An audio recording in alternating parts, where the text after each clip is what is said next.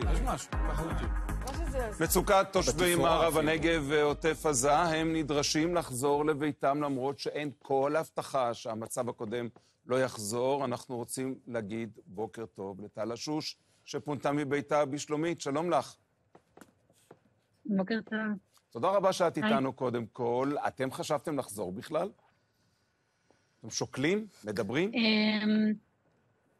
כן, אנחנו מאוד רוצים לחזור.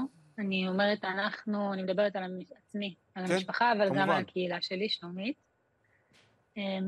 מי שלא מכיר, ואני מניחה שלא מכירים, שלומית זה יישוב יחסית צעיר, בן 12, שקם ממטרות אידיאולוגיות על גבול עזה ומצרים. זאת אומרת, אנחנו חולקים שני גבולות. חבר'ה מאוד מאוד אידיאליסטים, מאוד ששואפים לשלום וביטחון מדינת ישראל. אז ברור, יש המון חששות, אבל אני חושבת שהלב שלנו נמצא שם, ואנחנו מאוד רוצים לחזור הביתה.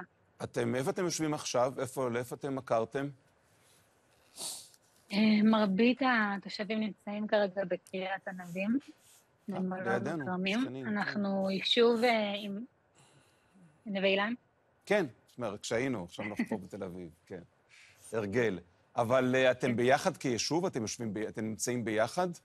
לומדים ביחד? כן, יש אצלנו משהו כמו 350 ילדים. אז בעצם היינו חייבים מערך לוגיסטי שיוכל להתמודד עם כל הדבר הזה, גם מבחינה חינוכית, ואחר הצהריים, המון אבות מגויסים לקרבי, אז בעיקר אמהות, אז אנחנו ביחד. ובקריית ענבים, מה, אתם נוסעים משם לעבודה? אתם יוצאים כמו האנשים מים המלח בהסעות למקומות העבודה? הילדים לומדים בקריית ענבים? איך הסתדרתם שם? בעצם בתוך בית המלון הקמנו מסגרות בית ספריות. יש לנו כמה אנשים מטורפים, מדהימים, שפשוט מהרגע הראשון הם על זה, לא להשאיר את הילדים שלנו זרוקים ובלי, ככה כבר 3 חודשים זרוקים ובלי כלום. אז יש לנו מסגרות חינוכיות בתוך המלון, יחסית קצרות, אבל משמעותיות בשביל הילדים וגם בשביל ההורים. כן. ההורים שלא מגויסים עובדים, למרות שהרוב הגורף של האימהות לא יכולות באמת לעבוד. זה מסגרות מאוד מאוד קצרות, ואין אפשרות לשלב עבודה בתוך כל הדבר הזה. אני חייבת להגיד שאני אישית ממש עצרתי כרגע את החיים שלי נמצאים באיזה הולד. עד שאנחנו נחזור, אני מרגישה שהמחירים שאנחנו משלמים מעבר למחיר שלא להיות בבית, הם מחירים מאוד מאוד כבדים. הכלכליים? ועם זאת, או האישיים? לא יודעת אם זה הכלכליים כמו האישיים, אתה עוצר את החיים שלך. כן. זאת אומרת, החיים שלי כרגע, אני הייתי אמורה להתחיל כמה עבודות שחיכיתי להן מאוד. אני לא יכולה, הן נמצאות בדרום הארץ, אין לי אופציה כרגע לחלופה אחרת. כן. היישוב עצמו נפגע, או שהוא פשוט עומד, קפה על מקומו, ומחכה לכם שתחזרו? הייתה לנו נפילה אחת בתוך היישוב, שבעצם פגע בשני בתים, אבל חוץ מזה, זה כרגע יישוב רפאים. הייתי שם כמה פעמים, זה תחושות מאוד קשות, זה יישוב שהוא מאוד שוקק חיים ביום-יום. כמו שאמרתי, יש לנו מלא ילדים, תמיד יש אופניים. אתם מצפים שישקמו אותו, שיכניסו שם, ישקיעו שם כספים כדי לשקם? בעיקר אני מרגישה שאנחנו מצפים שישקמו את האוכלוסייה, אותנו. השיקום הנפשי הוא משמעותי. בעצם ב7 לאוקטובר איבדנו 4 חברים מאוד מאוד טובים מתוך היישוב. אנחנו יישוב קטן ובאמת משפחתי. כל בן אדם הוא מאוד משמעותי למארג היישוב. איבדנו 4 חברים יקרים, ועוד משהו כמו 8 חברים נפצעו קשה בקרב בפריגן, שזה יישוב סמוך.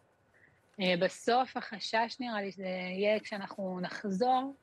כשנחזור, מה יהיה המערך שמקבל אותנו, מה הביטחון שמובטח לנו, איך אנחנו יכולים לקיים חיים באמת בטוחים, באמת, כן, בחזרה לבית, זה חשש מאוד גדול. ואיך, מה אומרים לכם? מה את שומעת? אני מדברת באופן פרטי, לא מייצגת של כלל היישוב, אבל מישהו בא לדבר איתכם. אני מרגישה שאנחנו מקבלים, נכון, הגיעו לדבר איתנו מהמועצה. האמירה באמת הכואבת, אני מרגישה שזה גם ריסק אותנו באיזשהו מקום, כי ציפינו שאת ההקרבה הזאת של החיים מחוץ לבית, שאנחנו עושים עכשיו כבר 3 חודשים, ואנחנו נעשה עוד אם צריך, שיהיה לזה תוצאות בשטח, אבל האמירה הייתה שמה שהיה זה מה שיהיה, שחמאס יישאר ברצועה, שישארו טילים, ונצטרך להתמודד עם זה. כמו שהתמודדנו עם זה עד עכשיו. בוקר טוב, טל. זו הילה. שאלה לי, את מרגישה כבר פעם שלישית שאת מדברת רק בשם עצמך, וזה בסדר. רציתי לשאול, האם באמת בין חברי הקהילה שלך יש רבים שסוברים אחרת, שלא רוצים לחזור, שחוששים, שלא מאמינים שאכן ניתן יהיה לתת ביטחון לילדים שלהם? אני מרגישה שבאופן גורף חברי הקהילה מאוד רוצים לחזור, לצערי מתחמשים באופן עצמאי. אני הוצאתי נשק, זה היה אחד הרגעים הקשים בחיי, באמת, לעמוד במטווח, דיסוננס מאוד קשה. את נושאת אותו? אין לי שום שאיפה. כן, כן. אני מרגישה שבאופן גורף, פשוט חשוב לי מובן שאני לא באה כמייצגת של כלל האנשים, אבל כן, הרבה אנשים, החשש הוא מאוד נוכח. בסופו של דבר, אנחנו חוזרים למציאות חיים, אני אגיד שאולי חיינו באיזושהי אשליה לפני, או אשליה ביטחונית, אבל באמת הבטיחו לנו שאם יונה נוחתת על הגדר של רצועת עזה, כל הגזרה מופצת. אנחנו גם גרים על גבול מצרים, שזה גבול שהוא גבול לכאורה שקט, אבל בערב של שבת של 7 באוקטובר היו שם 20 רכבים שהמתינו וחיכו. אני מניחה שחיכו להיכנס חתיינים או חמאסניקים בעצמם. רק בזכות זה שתושבי היישוב קלטו את זה, ובאמת עמדנו שם קו שמירה עם נשקים, באיזשהו שלב האיום הזה נעלם, אבל אנחנו מבינים שאנחנו חוזרים לאיום ביטחוני כפול.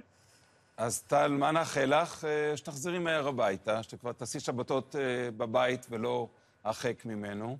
אני רק מתפלא איך את מדברת לנו בכזאת חופשיות. מה, כולם ישנים שם מאחורייך? השקט הזה? אלי, 6:40 בבוקר, יום שישי. כן, כולם ישנים שם, לא? יש לי פה תינוקת צעירה מ5. כל הכבוד לה. הוא שומר עליה בסדר. כן, אני איתה. אני כן אשמח להוסיף שאני מרגישה שבעצם אנחנו נמצאים כאן רגע בקרב אולי על הזהות הלאומית שלנו. הרבה מעבר על העניין הנקודתי של מה שקורה עכשיו. ברמה הגדולה יותר, אנחנו כבר 20 שנה בעוטף עזה סובלים מאיומים בלתי פוסקים על החיים שלנו. כן. אני מרגישה שעד עכשיו יכולנו להתמודד עם זה עם איזושהי חשיבה, שזה הכי טוב שהממשלה יכולה לעשות, ואני מרגישה שהיום אנחנו מבינים... הדחקנו לגמרי. הדחקנו. היום אנחנו מבינים שאנחנו לגמרי מסוגלים... ושלגמרי טעינו. להיות במשילות על עזה. כן. במשילות על עזה? משילות מה? אני יודעת עם משילות, אבל אני יודעת על ביטחון. בביטחון, כדי לשמור שלא יהיה משם יותר איום. כן, וביטחון זה אומר שצה"ל צריך את האישור מהממשלה שלנו, לעשות את מה שהוא יודע לעשות, להגן על האזרחים.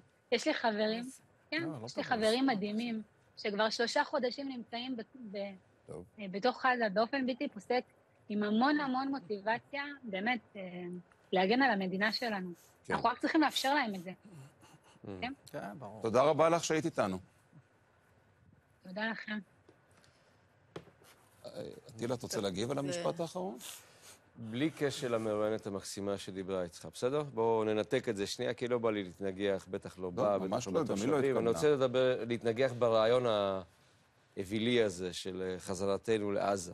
שאני חושב שיש כאלה שזרעו אותו, ועכשיו הם משקיעים.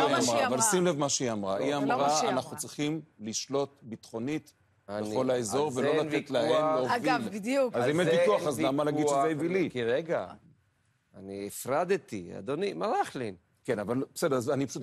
שלא יקשרו אליה, השליטה הביטחונית ברצועה, בחומש פלוס הקרובים, ברור לגמרי שישראל תהיה מחויבת לתגבר כוחות בצורה משמעותית. אגב, זה אותו הדבר נכון גם לצפון.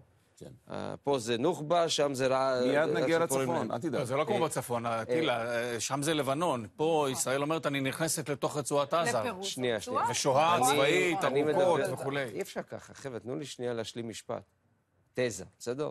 מדינת ישראל ביום שאחרי או לפני או תוך כדי, היא תצטרך לתגבר כוחות בצורה דרמטית, גם בדרום, גם בצפון. נקודה. תקראו לזה מטר מעבר לגבול או מטר לפני הגבול, זה לא משנה בכלל. זה קודם כל, זה לגבי האחיזה הביטחונית על הגבולות. לגבי איפה מה יהיה בעזה, ברור לגמרי שאנחנו מבינים שהמלחמה לא נגמרת בזה שהשלב ב' הסתיים, ועכשיו מה? אז אנחנו הולכים לתקופה מאוד מאוד ארוכה, כן. שתצטרך להימשך, לא יודע, שנה, שנתיים או 5 או 10. זה הסיפור הביטחוני. אבל אני כן התייחסתי גם לדיבורים האוויליים שישנם, בקרב אותם אנשים שסיפחו אותנו עם האג בחלקם, כן. של כיבוש עזה, יישוב עזה, והקמת יישובים יהודיים בעזה. אז זה רעיון אווילי. סטני כמעט. אני אומר אותו חד משמעית. גם הם מבינים שזה לא ריאלי. שאנשים לא יתבלבלו. בואו, אנחנו רוצים לשנייה לדבר על מה שקרה בקבינט היום שאחרי, לא עלה שם, אבל ויכוחים עלו גם עלו. מלבד מה שראינו בין גלנט ובין